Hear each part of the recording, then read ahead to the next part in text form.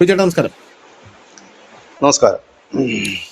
വിജയേട്ടാ, CJPയുടെ protest വന്നു കഴിഞ്ഞു. CJPയുടെ protest വന്നു കഴിഞ്ഞ ശേഷം CJPയുടെ അവിടെയുള്ള നേതാക്കന്മാരെല്ലാം കൂടെ പാർട്ടി ചെയ്യുന്ന വീഡിയോസ് ഒക്കെ നമ്മൾ കണ്ടിട്ടുണ്ടായിരുന്നു. അപ്പൊ അതിനുശേഷം സോനം വാങ്ചുക്കിനെ മുന്നിൽ വെച്ചുകൊണ്ടാണ് ഇവർ പ്രധാനമായിട്ട് നെഗോഷിയേറ്റ് ചെയ്തത്. കാരണം സോനം വാങ്ചുക്ക് എന്ന് പറയുന്നത് രാജ്യം കണ്ട ഏറ്റവും വലിയ ഒരു എഡ്യൂക്കേഷണലിസ്റ്റ് ആണ്. സോനം വാങ്ചുക്ക് അല്ലാതെ വേറൊരു എഡ്യൂക്കേഷണലിസ്റ്റ് ലോകത്തില്ല എന്നൊക്കെ പറഞ്ഞുകൊണ്ട് വലിയ രീതിയിലുള്ള പ്രക്ഷോഭം നടത്തി അയാളെ പിടിച്ച് നിരാഹാരം കിടത്തി. അയാൾ തന്നെ അയാൾക്ക് വേണ്ടി ഒരു ഹർജി കൊണ്ടുകൊടുത്ത് അയാളെ തന്നെ അയാൾ രക്ഷിച്ചെടുത്തു. അങ്ങനെ അയാൾ പോയി. അയാളിപ്പോ പോയിട്ട് ഇപ്പോ അതിനുശേഷം സോനം വാങ്ചുക്ക് അക്ഷരാർത്ഥത്തിൽ CJPക്കെതിരെ തിരിയുകയായിരുന്നു എന്നുള്ളൊരു വാർത്ത പുറത്തു വന്നിട്ടുണ്ടായിരുന്നു. നമുക്കറിയാം. കാരണം നിരാഹാരം കിടന്നപ്പോൾ തന്നെ സോനം വാങ്ചുക്ക് പറയുന്ന ഒരു കാര്യം, ഞാൻ ഒറ്റയ്ക്കാണ് കിടക്കുന്നത്, എന്റെ മുമ്പിൽ വെച്ച് അവർ ബർഗറും പക്കോടയൊക്കെ തിന്നുന്നത് എനിക്ക് അസ്വസ്ഥത ഉണ്ടാക്കുന്നു എന്ന് അയാൾ പറഞ്ഞിട്ടുണ്ടായിരുന്നു. പിന്നീട് അയാൾ നിരാഹാരം കിടക്കുന്ന സമയത്ത് സോനം വാങ്ചുക്ക് കേന്ദ്ര സർക്കാരിനോട് എനിക്ക് നീരസം ഇല്ല എന്ന് പറഞ്ഞിട്ടുണ്ടായിരുന്നു. ജനാധിപത്യത്തിന്റെ ഒരു സൗന്ദര്യമായിട്ടാണ് ഞാൻ ഇതിനെ കണക്കാക്കുന്നത് കേട്ടോ. കാരണം നമ്മുടെ നാട്ടില് ഏറ്റവും കൂടുതൽ അക്കൗണ്ടബിലിറ്റി ഉള്ള ഒരു സർക്കാർ എന്ന് പറയുന്നത് നരേന്ദ്രമോദി സർക്കാരാണ്. കാരണം എന്ത് പ്രൊട്ടസ്റ്റ് ഉണ്ടായിരുന്നാലും ഇന്ത്യൻ പ്രധാനമന്ത്രി നരേന്ദ്രമോദി അവരെല്ലാം വിളിച്ചിരുത്തി കേൾക്കാനുള്ള ഒരു മനസ്സ് അദ്ദേഹം കാണിക്കുന്നുണ്ട്. അത് കാണിക്കുന്നുണ്ടെന്ന് പറയുമ്പോൾ ഇവിടെയുള്ള ആൾക്കാർ ചിന്തിക്കേണ്ട ഒരു കാര്യം, 10 കൊല്ലം ആശാ വർക്കർമാർ ഇവിടെ സമരത്തിൽ കിടന്നു, PSCക്കാർ ഇവിടെ മുട്ടിലിഴഞ്ഞു, മണ്ണ് വാരി തിന്നു, അവരുടെ തലമുണ്ടനം ചെയ്തു, ഒന്നും ചെയ്തു. പിണറായി വിജയന്റെ മുക്കിന് താഴെയാണ് കിടന്നത്. പിണറായി വിജയൻ ഒരു തവണയെങ്കിലും അവരെ പോയി കണ്ടിട്ടുണ്ടോ? ഒരൊറ്റ തവണ ഒന്ന് അഡ്രസ് ചെയ്യുകയെങ്കിലും ചെയ്തിട്ടുണ്ടോ? 10 പേര് തീ കൊളുത്തി മരിച്ചാൽ പോലും പിണറായി വിജയൻ ആ വഴിയിലേക്ക് പോകാനായിട്ട് അങ്ങനെ ഭീഷണി പോലും വന്നിട്ടുണ്ടായിരുന്നു. പോകാനായിട്ട് തയ്യാറല്ല. മറിച്ച് അവരുടെ കുടുംബത്തെ അപമാനിക്കാനും അവരെ ലൈംഗികമായിട്ട് അധിക്ഷേപിക്കാനുമാണ് സോഷ്യൽ മീഡിയയിൽ ഇവരുടെ ആൾക്കാർ ശ്രമിച്ചത്. അതേസമയം ഇന്ത്യൻ പ്രധാനമന്ത്രി നരേന്ദ്രമോദി JP നദ്ദയെ വിട്ട് അദ്ദേഹത്തിന്റെ കയ്യിൽ നിന്ന് സൂപ്പ് വാങ്ങിച്ച് കുടിച്ചാണ് സോനം വാങ്ചുക്ക് തന്റെ നിരാഹാര സമരം അവസാനിപ്പിച്ചതെന്ന് ആലോചിക്കണം. ജനാധിപത്യത്തിന്റെ സൗന്ദര്യമാണിത് എന്നുള്ളത് നമ്മുടെ നാട്ടിലെ ജനങ്ങൾക്ക് അടുത്ത ഇലക്ഷന്റെ റിസൾട്ട് വരുമ്പോൾ മനസ്സിലായിക്കോളും. അതൊന്നാമത്തെ കാര്യം. രണ്ടാമത്തെ കാര്യം, സോനം വാങ്ചുക്ക് എന്ന് പറയുന്ന വ്യക്തി ഇപ്പോൾ ഇന്ത്യൻ പ്രധാനമന്ത്രി നരേന്ദ്രമോദി അദ്ദേഹത്തിന്റെ വികസനത്തെയും പുകഴ്ത്തിക്കൊണ്ടിരിക്കുകയാണെന്നുള്ളതാണ്. ഇന്ത്യയുടെ റെയിൽവേ ലൈൻ കണ്ട് അദ്ദേഹം പറയുന്നത് this is A massive impact in Indian economy and Indian infrastructure എന്നാണ് അദ്ദേഹം പറഞ്ഞുകൊണ്ടിരിക്കുന്നത്. അദ്ദേഹം പല കാര്യങ്ങളും കണ്ടിട്ട് ഇന്ത്യയുടെ ആ ഒരു ഇന്ത്യയിൽ ഉണ്ടാകുന്ന ഒരു മാസീവായിട്ടുള്ള ഇൻഫ്രാസ്ട്രക്ചർ ബൂം അദ്ദേഹത്തെ വല്ലാതെ പിടിച്ചു കുലുക്കുന്നു എന്നുള്ളതാണ് അതിന്റെ ഏറ്റവും വലിയ ഉദാഹരണം എന്ന് പറയുന്നത്. CJP പ്രൊട്ടസ്റ്റേഴ്സ് ഇപ്പൊ സോനം വാങ്ചുക്കിന്റെ പേര് പറയുന്നില്ല. അത് ശ്രദ്ധിച്ചിട്ടുണ്ടായിരുന്നു. ഇവിടെയുള്ള CJPയുടെ സോഷ്യൽ മീഡിയയിലുള്ള ഏറ്റവും വലിയ ഇൻഫ്ലുവൻസറിന്റെയും വല്ലാത്തൊരു വിഷമം എന്ന് പറയുന്നത് സോനം വാങ്ചുക്ക് മരിച്ചു പോകരുത് എന്നുള്ളതായിരുന്നു ആവശ്യം എന്ന് പറയുന്നത്. അതുകൊണ്ട് സോനം വാങ്ചുക്കിന്റെ പടവിട്ടാണ് ഇവർ പല കാര്യങ്ങളും മാർക്കറ്റ് ചെയ്തത്. പക്ഷെ ഇപ്പോൾ അഭിജിത്ത് ദീപ്കയ്ക്ക് വരുന്ന കല്യാണ ആലോചനകൾ കൂടി, അഭിജിത്ത് ദീപ്കെ ഓടുന്നത് കണ്ടോ ചാടുന്നത് കണ്ടോ, ഇതൊക്കെയാണ് ഇപ്പൊ അവരുടെ പ്രധാനപ്പെട്ട കണ്ടന്റ് എന്ന് പറയുന്നത്. അതൊക്കെ അവിടെ നിൽക്കട്ടെ. അതൊന്ന്. രണ്ടാമത്തെ കാര്യം, നമ്മൾ ഇന്നലെ ഡിസ്കസ് ചെയ്ത ഒരു സംഭവമാണ്. കാരണം നമ്മുടെ നാട്ടിൽ അല്ലെങ്കിൽ ലോകത്ത് എവിടെയായിരുന്നാലും ഇനി സോഷ്യൽ മീഡിയയെ നിയന്ത്രിക്കാത്ത ഒരു സർക്കാരും നിലനിൽക്കില്ല. കാരണം റെജീം ചേഞ്ച് വളരെ ഈസി ആയിട്ടാണ് നടക്കുന്നത്. This is the biggest national issue. അതായത് this is the biggest national issue. ഒരു നമ്മുടെ രാജ്യത്തെ നെറേറ്റീവ്സ് എന്താകണമെന്ന് മറ്റൊരു രാജ്യത്തിരിക്കുന്ന സോഷ്യൽ മീഡിയയും ആ സോഷ്യൽ മീഡിയയെ നിയന്ത്രിക്കുന്ന ഡീപ് സ്റ്റേറ്റും തീരുമാനിക്കുന്ന ഒരു ഗതികേട് നമുക്കുണ്ടായെന്നുള്ളതാണ്. പക്ഷെ അതൊരു ഹ്യൂജ് സ്റ്റെപ്പ് നരേന്ദ്രമോദി സർക്കാർ എടുത്തിട്ടുണ്ട്. അത് അഭിനന്ദനീയമാണ്. ഒരു government has brought Meta to its knees എന്നാണ് പറയുന്നത്. മെറ്റയെ മുട്ടുകുത്തിച്ച് നരേന്ദ്രമോദി സർക്കാർ എന്ന് പറയുന്നു. Meta has assured the IT ministry that post by the PM President, Home Minister and the Indian Armed Forces will receive additional oversight. അതായത് നിങ്ങളുടെ പോസ്റ്റിന്, അതായത് നമ്മുടെ prime minister, president, home minister, Indian armed forces, ഇവരുടെ എല്ലാം പോസ്റ്റിന് additional ആയിട്ടുള്ള പ്രാധാന്യം ഞങ്ങൾ കൊടുക്കും. Preventing arbitrary removal or restrictions, അതായത് അതൊന്നും റിമൂവ് ചെയ്യില്ല, റെസ്ട്രിക്ട് ചെയ്യില്ല എന്നാണ് മെറ്റ ഇപ്പോൾ നിലവിൽ പറഞ്ഞിരിക്കുന്നത്. അതൊരു നല്ലൊരു മൂവ്മെന്റ് ആണ്. പക്ഷെ നമുക്ക് വേണ്ടതൊന്നുമില്ല. നമുക്ക് വേണ്ടത് ഈ സമ്പൂർണ്ണമായിട്ട് ഈ ഒരു പ്രോസസ്സിനെ തൂത്ത് കളഞ്ഞിട്ട് ഇതിനകത്ത് സമ്പൂർണ്ണമായിട്ട് എന്ത് ചെയ്യുക, ഇതൊരു കൊളോണിയലൈസേഷൻ ആണ് സത്യം പറഞ്ഞാൽ. ഇത് പൂർണ്ണമായിട്ടും തൂത്ത് കളഞ്ഞിട്ട് നമുക്ക് നമ്മുടേതായിട്ടുള്ള സ്വന്തം പ്ലാറ്റ്ഫോമുകൾ വേണം എന്നുള്ളതാണ് നമ്മുടെ ആവശ്യം എന്ന് പറയുന്നത്. പക്ഷേ ഇതും ഇറ്റ്സ് മച്ച് ബെറ്റർ. അതായത് തമ്മിൽ ഭേദം തൊമ്മൻ എന്ന് പറയുന്നത് പോലെ ഇത് വലിയൊരു മൂവ്മെന്റ് തന്നെയാണ്. ഇനി അങ്ങനത്തെ ഒരു സംഭവം ഉണ്ടാകില്ല എന്ന് രേഖാമൂലം പറഞ്ഞിരിക്കുകയാണ് മെറ്റ എന്നുള്ളതാണ് പ്രധാനപ്പെട്ട ഒരു കാര്യം. രണ്ട് വലിയ വാർത്തകളാണ്. എങ്ങനെയാണ് ഇതിനോട് പ്രതികരിക്കുന്നത്? നമ്മുടെ രാജ്യത്ത് ഇപ്പോൾ പ്രധാനമായിട്ടും നടക്കുന്ന കറന്റ് ഇഷ്യൂസിന്റെ പ്രതിഫലനമാണ്.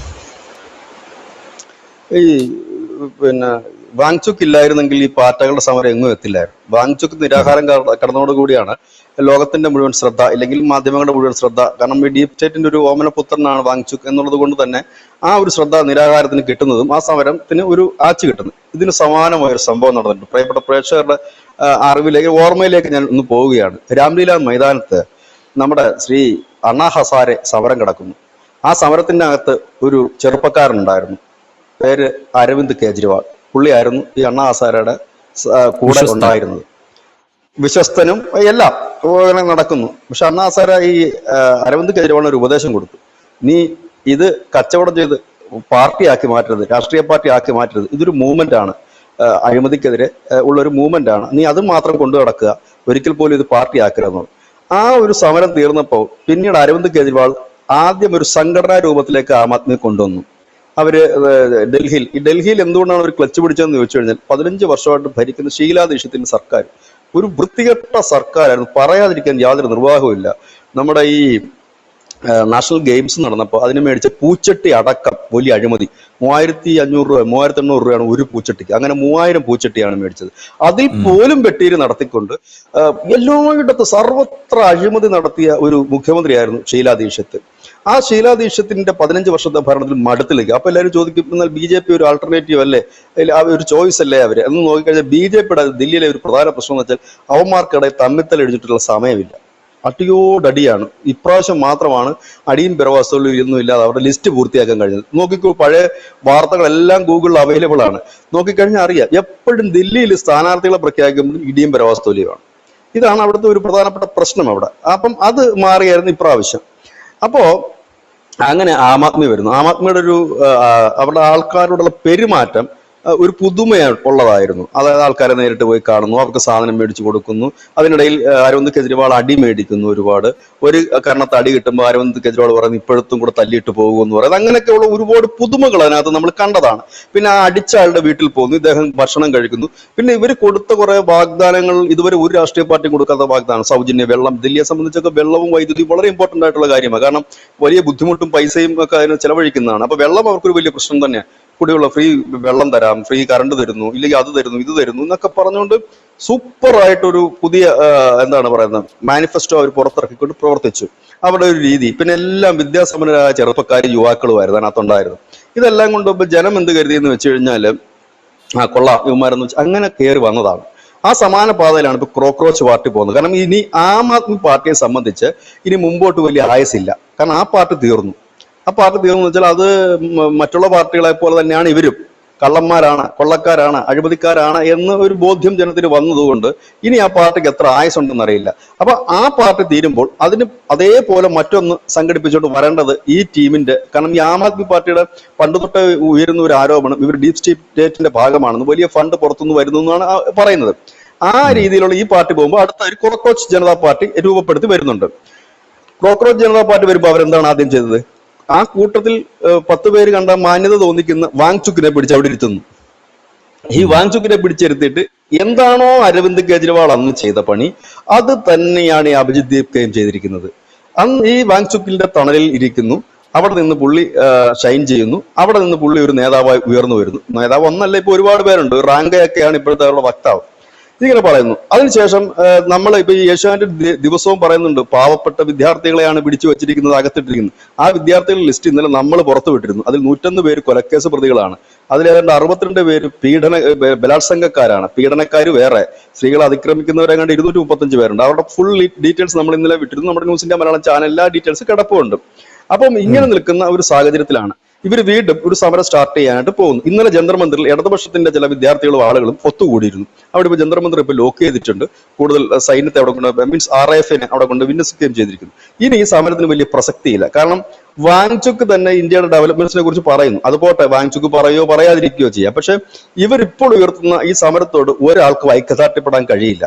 കാരണം ഇവർ ഈ പറയുന്ന സാധനം ഈ കിടക്കുന്ന പ്രതികളെ മുഴുവൻ 2873 പ്രതികളെയും വിട്ടയക്കണമെന്നാണ് ഇവർ ഈ പറയുന്നതെങ്കിൽ ആ 101 കൊലക്കേസ് പ്രതികളെയും ഈ കാരണം പോലീസിനെ സംബന്ധിച്ച് ജന്തർ മന്ദിറിലെ സമരം ഒരു ചാകര കാലമായിരുന്നു. കാരണം അവർ തേടിക്കൊണ്ടിരുന്ന പല പ്രതികളെ ഒന്നിച്ച് അവിടെ നിന്ന് പൊക്കാൻ പറ്റി അവർക്ക്. അപ്പം ഇതുകൊണ്ട് തന്നെയാണ് ഇവരുടെ ഒരു ആവശ്യത്തിന് വലിയ റെസ്പോൺസ് എങ്ങുമില്ല. ഇവരെ പിന്തുണയ്ക്കാനും ആരുമില്ല. ഇവരുടെ ഒരു സമരം വന്നു കഴിഞ്ഞാൽ ഇനി പുതിയതായിട്ട് ആള് വരാനില്ല. കാരണം ഇവരുടെ സമരത്തിന്റെ നെടുന്തൂണെന്ന് പറയുന്ന 2873 ക്രിമിനൽസ് ആയിരുന്നു ഇപ്പോൾ അകത്ത് പോയിരിക്കുന്നത്. ഇനി ഇവർക്ക് ക്രിമിനൽ പരിപാടികൾ നടത്താനില്ല. ഇനി ഇപ്പൊ ഇവർക്ക് പുതിയ പിള്ളേരെ വിളിച്ചു കഴിഞ്ഞാൽ, കാരണം ഇവരുടെ ഏകദേശം സ്വഭാവം എല്ലാവർക്കും മനസ്സിലായി. ഇവരുടെ ഇരട്ടത്താപ്പ്. പഞ്ചാബിൽ ചോദ്യപേപ്പർ ചോർന്നപ്പോൾ ഇവന്മാർ കമാന്നൊരു അക്ഷരം മിണ്ടാതെ മുങ്ങി. ഇപ്പൊ ഞാൻ ഇവിടെ വന്ന് സീറ്റിൽ ഇരിക്കുന്നതിന് മുമ്പ് ചോർച്ചയുടെ ഡീറ്റെയിൽസ് ഒക്കെ വിളിച്ചിട്ടുണ്ട്. അമിത്ഷായുടെ ഡെസ്കിലോട്ട് വിളിച്ചിട്ടുണ്ടെന്നുള്ള റിപ്പോർട്ട് ഞാനിപ്പോ കണ്ടു. അത് കൂടാതെ തന്നെ ഇന്ന് സമരമാണ്. ഇന്നിപ്പം ആം ആദ്മി പാർട്ടിയുടെ ദില്ലി ഹെഡ് ഓഫീസിന് മുമ്പിൽ BJP-ക്കാരുടെ സമരം തുടങ്ങിയിട്ടുണ്ട്. അതെന്ത് ന്യായമായി? ഇപ്പം നിങ്ങളെല്ലാം ചോദ്യപേപ്പർ ചോർന്നതിനെതിരെയാണ് നിങ്ങളുടെ സമരമെങ്കിൽ അത് BJP-ക്കെതിരെ മാത്രമല്ലല്ലോ, BJP സർക്കാരിനെതിരെ ആം ആദ്മിയുടെ നടത്തണ്ടേ? അപ്പം അതിന് വേണ്ടിയുള്ള സമരം തുടങ്ങിയിട്ട് അവിടെ അവരുടെ ഇരട്ടത്താപ്പ് തുറന്ന് കാണിക്കപ്പെടുന്നുണ്ട്. പിന്നെ ഒന്നാമത്തെ കാര്യം. രണ്ടാമത്തെ കാര്യം, ഇവരിപ്പോൾ എല്ലാ സമരത്തിലേക്കും നുഴഞ്ഞു കയറാൻ ശ്രമിക്കുന്നു. കഴിഞ്ഞ ദിവസം ഇവർ രാകേഷ് ടിക്കായത്തിനെ പോയി കണ്ടിട്ട് പറഞ്ഞു നമുക്ക് സംയുക്തമായി കർഷക സമരം പ്ലസ് ജൻസി സമരം കൂടെ മിക്സ് ചെയ്യാന്ന് പറഞ്ഞു. അങ്ങനെ ഒരുപാട് കാര്യങ്ങളിലേക്ക് ഇവർ പോകുമ്പോൾ ജനത്തിന് വലിയ പിന്തുണ എനിക്കിട്ട്. നേരത്തെയും ജനപിന്തുണയില്ലായിരുന്നു, കുറെ കുട്ടികളെ ഇവർക്ക് സംഘടിപ്പിക്കാൻ പറ്റി എന്നുള്ളിടത്താണ് ഇവരുടെ വിജയം. ഏതായാലും കഴിഞ്ഞ 12 വർഷക്കാലം മഴകാത്ത് കഴിയുന്ന വേഴാമ്പലിനെ പോലെ കഴിഞ്ഞ കേരളത്തിലെ മാധ്യമങ്ങൾക്ക് ഒരു തുള്ളി മഴയായിട്ടായിരുന്നു ഈ പറയുന്ന പാറ്റകളുടെ സമരം വന്നത്. അതുകൊണ്ട് തന്നെ അവരങ്ങ് ആഘോഷിക്കുകയാണ്. ആ ഒരു തുള്ളി വെള്ളത്തിൽ അവർ കുളിക്കുന്നു, നനയ്ക്കുന്നു, ആറാടുന്നു, നീരാടുന്നു, അങ്ങനെ പോവുകയാണ്. ഈ കുറച്ച് ദിവസം കൂടി ഈ വാഴ്ത്തുപാട്ടുകൾ ഇരിക്കും. മീഡിയ വണ്ണിന്റെ ചാനലിലൊക്കെ ആണെങ്കിൽ അവർക്ക് സന്തോഷം കൊണ്ട് ഇരിക്കാനും കിടക്കാനും വയ്യാത്ത അവസ്ഥയാണ്. കാരണം 12 വർഷമായിട്ട് നിരാശാഭരിതരായി ഇരുന്നവരുടെ മുൻപിലേക്കാണ് ഒരു തുള്ളി മഴ പോലെ ഈ പാട്ടുകൾ കടന്നു വരുന്നത്. അപ്പോഴത്തേന് ഇവര് വിചാരിച്ച എല്ലാം സംഭവം എല്ലാം സെറ്റായി എന്ന് പറയും. അതിൻ്റെ ഇടയ്ക്ക് വിചിത്രമായതും അല്പം രസകരമായതുമായ ഒരു വാർത്ത ഇന്നലെ കിട്ടി. നമ്മുടെ ജോൺ ബ്രിട്ടാസ് RSSന്റെ ഹിറ്റ് ലിസ്റ്റിലെ 3ാമത്തെ ആളാണെന്നായിരുന്നു ആ വാർത്ത. ഞാൻ ശ്രദ്ധിച്ചിരുന്നു. ഓർഗനൈസറിൽ ഒരു ലേഖനം വന്നിരുന്നു. ഓർഗനൈസറിൽ വന്ന ആ ലേഖനം ഞാൻ വായിച്ചിരുന്നു. ആ ഓർഗനൈസറിനകത്തെ ലേഖനത്തിൽ അവർ പറയുന്ന കാര്യം, ഇടതുപക്ഷ ഹാൻഡിലുകൾ, ഇടതുപക്ഷ ഗ്രൂപ്പുകളാണ് ഈ സമരത്തിന് വേണ്ട വെള്ളവും വളവും നൽകിയത്. അതിൽ ജോൺ ബ്രിട്ടാസ് MP, അദ്ദേഹം MP ആയതുകൊണ്ടാണ് ആ പേരോട്, ജോൺ ബ്രിട്ടാസ് അടക്കമുള്ള MPകളും ജനപ്രതിനിധികളും അടക്കം ആ സമരത്തിന് വേണ്ട. ഇതായിരുന്നു ആ വാർത്ത. മീഡിയ വണ്ണിൽ അന്നത്തെ ദിവസം ഞാൻ ആ മീഡിയ വണ്ണിന്റെ ചർച്ച ഞാൻ കണ്ടിരുന്നു അന്നത്തെ ദിവസം. അതിനകത്ത് അവർ ഔട്ട് ഓഫ് ഫോക്കസ്, അതിനകത്ത് അവർ പറയുന്നു, അവരതിനകത്ത് 1ാം പ്രതി എന്നാണ് പറയുന്നത്. അതിനകത്ത് അവരുടെ പ്രധാന അവതാരകൻ പറയുന്നു ഇതിലെ 1ാം പേരുകാരൻ ജോൺ ബ്രിട്ടാസ് ആണെന്ന്. അപ്പൊ ബ്രിട്ടാസ് നോക്കുമ്പോൾ 1ാം പേരുകാരനാണ് താനെന്ന് പറഞ്ഞു കഴിഞ്ഞാൽ ആരും വിശ്വസിക്കത്തില്ലെന്നറിയാം. അപ്പൊ പുള്ളി വിചാരിച്ച് താഴോട്ട് ഇച്ചിരി ഇറക്കാം. കാരണം 1ാം നമ്പർ എന്ന് പറഞ്ഞാൽ അവരുടെ പാർട്ടിക്കാരൻ ചിരിക്കും. അപ്പൊ പുള്ളി പറഞ്ഞു 3ാമതാക്കുക. അപ്പൊ പിന്നെ ഒരു ഗുമ്മ് കിട്ടുമല്ലോ 3ാമതാക്കി കഴിഞ്ഞാൽ. 3ാമത്തെ ഹിറ്റ് ലിസ്റ്റിൽ പെടുന്നതാണെന്നുള്ളത് എനിക്കത് കേട്ടപ്പോൾ ചിരിയാണ് സത്യത്തിൽ വന്നത്. ഇന്ത്യൻ രാഷ്ട്രീയത്തിൽ CPM-ന് പ്രസക്തിയില്ല. ഇപ്പൊ ഒരു 2 മാസം കൂടെ കഴിഞ്ഞാൽ ജോൺ ബ്രിട്ടാസ് വീട്ടിലിരിക്കും. വീണ്ടും ഒരു MP ആകാൻ സാധ്യതയേ ഇല്ല. കാരണം 1ാമത് രാജ്യസഭ MP ആണ്. ഇവിടെ ഒറ്റയ്ക്ക് ഒരു MP ജയിപ്പിക്കാനുള്ള അംഗബലം CPM ഇടതുപക്ഷത്തിന് ഇല്ല. പിന്നെ ആ പോയ MP-മാർ ഇനി CPM-ന് ഇല്ല MP-മാര് രാജ്യസഭയിൽ. ഇനി ലോക്സഭയിൽ ഈ ഉള്ള തമിഴ്നാട്ടിൽ നിന്ന് അവിടുന്ന് ഇവിടുന്നൊക്കെ ജയിച്ച MP-മാരല്ല, പിന്നെ ഇവിടെ തൃത്താല MP രാധാകൃഷ്ണൻ, ഇതല്ലാതെ ഇവർക്ക് വേറെ MP-മാരില്ല. രാജ്യസഭയിൽ തീർന്നു, കാലിയായി. ഇനിയിപ്പോ കോൺഗ്രസ്സുകാരല്ലേ ഇവിടുന്ന് ജയിച്ചു പോകത്തുള്ളൂ. ഇതാണ് അവസ്ഥ. അപ്പൊ ഇനി ഒരു സമരത്തിന് സാധ്യതയില്ല. ഇന്നലെ സമരം തുടങ്ങിയിരുന്നു വൈകുന്നേരം. അപ്പോഴത്തേനും പോലീസ് അവിടെ വന്ന് വളഞ്ഞിട്ടുണ്ട്. അപ്പൊ പറഞ്ഞ സമാധാനപരമായിട്ടാണ് ഞങ്ങൾ ചെയ്യുന്നതെന്നൊക്കെ പറഞ്ഞ് ഇനി ആ സമരത്തിന് ഒരു പിന്തുണ ഇല്ല. കാരണം ആ സമരം ചീറ്റി എന്ന് തന്നെ പറയാം. ഇനി പാറ്റകൾ ഒരു സമരവും ഈ രാജ്യത്ത് തലപൊക്കില്ല എന്ന് നമ്മൾ ഉറപ്പിച്ചു പറയുന്നതിന്റെ കാരണം ഇത് തന്നെയാണ്. ഇതിന്റെ താഴെ വന്ന് തെറിവിളിക്കാം, മോഹിക്കാം, എന്തും പറയാം, ഇല്ല. കാരണം ആ ഒരു അജണ്ട പൊളിഞ്ഞിരിക്കുന്നു, ഈ രാജ്യത്ത് പൊളിഞ്ഞിരിക്കുന്നു. ഇനിയില്ല. ഇനി വേറൊരു രൂപത്തിൽ ചിലപ്പോൾ പല ഭാഗത്തും ചെറിയ ചെറിയ പ്രാദേശിക സമരങ്ങൾ ഉണ്ടായേക്കാം. പക്ഷെ അതിനപ്പുറത്തേക്ക് ഇനി ഇതേപോലൊരു സമരത്തിലേക്ക് വരില്ല. കാരണം ഒന്നുകിൽ നിങ്ങൾ ഒരു സ്റ്റാൻഡ് എടുക്കണമായിരുന്നു. പല സ്റ്റാൻഡ് എടുത്തു കഴിയുമ്പോൾ അത് ജനങ്ങൾ നിങ്ങളോടൊപ്പം നിൽക്കില്ല. പിന്നെ നിങ്ങളുടെ നിലപാടുകളും നിങ്ങളുടെ രീതികളും അത് ജനത്തിന് ബോധ്യമാകാൻ കഴിഞ്ഞു. ഇതൊരു ജെൻസി എന്ന് പറഞ്ഞാൽ ഒരുപിടി പിള്ളേരല്ല. ഈ രാജ്യത്തിന്റെ ഏതാണ്ട് 55% വരുന്ന യുവത്വമാണ്. അവരെല്ലാം പാർട്ടികളെ കണക്ക് ഇതേ കണക്ക് ഇറങ്ങിത്തിരിക്കുന്നവരോ ഇതേ കണക്ക് ചിന്തിക്കുന്നവരോ ഇല്ലെങ്കിൽ ഇതേ കണക്ക് അടിച്ചു പൊളിക്കുന്നവരോ ഒന്നുമല്ല. അവർക്ക് അവരുടേതായ ജീവിത മൂല്യങ്ങളുണ്ട്. ആ ജീവിതത്തെക്കുറിച്ച് കൃത്യമായ കാഴ്ചപ്പാടുണ്ട്. അവരുടെയൊക്കെ ജീവിതം റിയലിലല്ല, റിയലിലാണ്. അതുകൊണ്ട് തന്നെ ഇനി ഇത് മുമ്പോട്ട് പോകില്ല ഒരു ഇഞ്ചും. പാർട്ടികളുടെ സ്ഥാപനത്തിന് ഒരു സ്കോപ്പ് ഇല്ല. മെറ്റയുടെ കേസ് ഞാനത് വിട്ടുപോയി, ചോദിച്ചത് നന്നായി, ഇല്ലെങ്കിൽ ഞാനിപ്പോ ഇവിടെ കൊണ്ട് ഞാനത് അവസാനിപ്പിച്ചേനെ. മെറ്റയുടെ കേസിലേക്ക് വരുമ്പോൾ നല്ലൊരു സ്റ്റാൻഡാണ് മോദി എടുത്തിരിക്കുന്നത്. ഇന്നലെ ധനുഷ് ഈ വാർത്ത വന്നപ്പോൾ തന്നെ പ്രതിപക്ഷ പാർട്ടികളുടെ നേതാക്കന്മാർ തന്നെ പറഞ്ഞൊരു കാര്യമുണ്ടല്ലോ, മോഡി ഇവന്മാരെ മുട്ടുകുത്തിക്കുമെന്ന് പറഞ്ഞു. BJP-ക്കാരല്ല പറഞ്ഞത്, പ്രതിപക്ഷ പാർട്ടിയിലെ ചില നേതാക്കന്മാര് പറഞ്ഞൊരു കാര്യമാണ്, മോദി ഇതേ നിമിഷ നേരം കൊണ്ട് അവന്മാരെ ഇപ്പൊ പൂട്ടിക്കെട്ടുന്ന കണ്ടോ എന്ന് പറഞ്ഞു.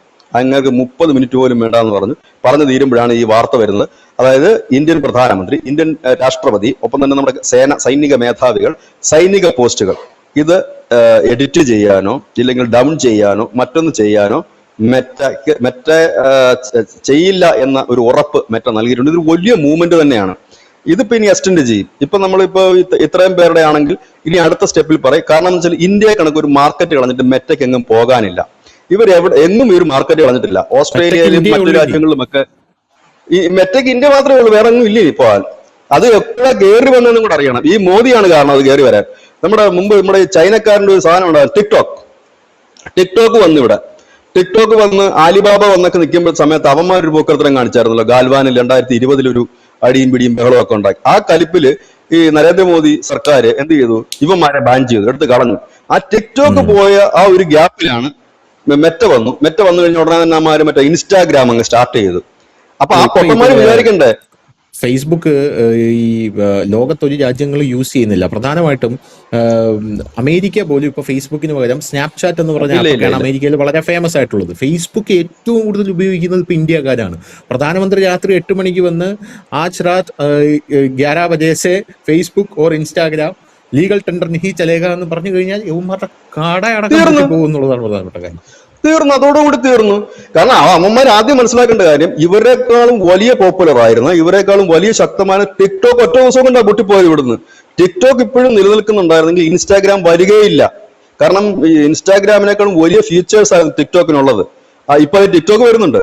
ഗുരുഗ്രാമിൽ അവരുടെ നമ്മൾ തന്നെ വാർത്ത ചെയ്തിരുന്നു. ടിക്ടോക്ക് ഗുരുഗ്രാമിൽ അവരുടെ ഓഫീസും ഒക്കെ സ്റ്റാർട്ട് ചെയ്ത് കഴിഞ്ഞിട്ടുണ്ട്. അത് ഇന്ത്യൻ ടിക്ടോക്ക് ആയിട്ടാണ് വരുന്നവര്.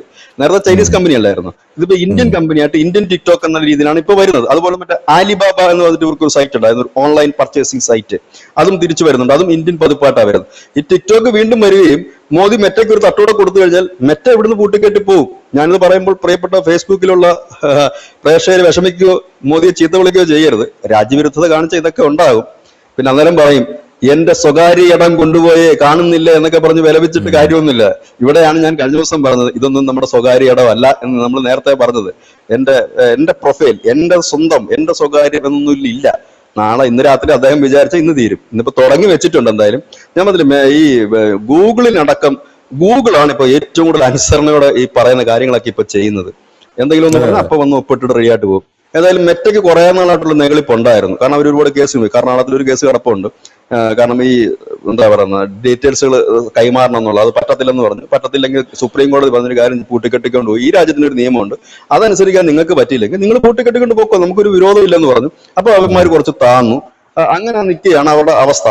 ഇപ്പൊ ഒരു സാധനം കൂടെ ധനുഷ് പറഞ്ഞ വളരെ കറക്റ്റ്. ഇപ്പൊ ഇന്ത്യ പറയുകയാണ് ശരി പൂട്ടിക്കെട്ടിക്കൊണ്ട് പറഞ്ഞാൽ ഇനി ലോകത്തെങ്ങും പിന്നെ മെറ്റ ഇല്ല.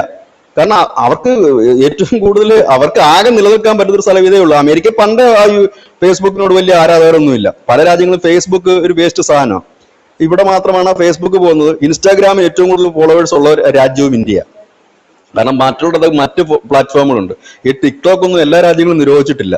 ഇപ്പൊ ടിക്ടോക്ക്, ഈ ഗുരുഗ്രാമിൽ ആരംഭിച്ചിരിക്കുന്ന ടിക്ടോക്കിന്റെ പുതിയ കമ്പനി, അവര് ഒന്നുകൂടി ലോഞ്ച് ചെയ്യുകയാണെന്നുണ്ടെങ്കിൽ പിന്നെ ഇൻസ്റ്റാഗ്രാം പൊട്ടിപ്പൊളിഞ്ഞു പോകും. കാരണം അന്ന് പഴയ ടിക്ടോക്ക് എടുത്ത് നോക്കൂ, പഴയ ടിക്ടോക്കിനുള്ള അത്രയും ഫ്യൂച്ചർ പോലും ഈ ഇൻസ്റ്റാഗ്രാമിനില്ല.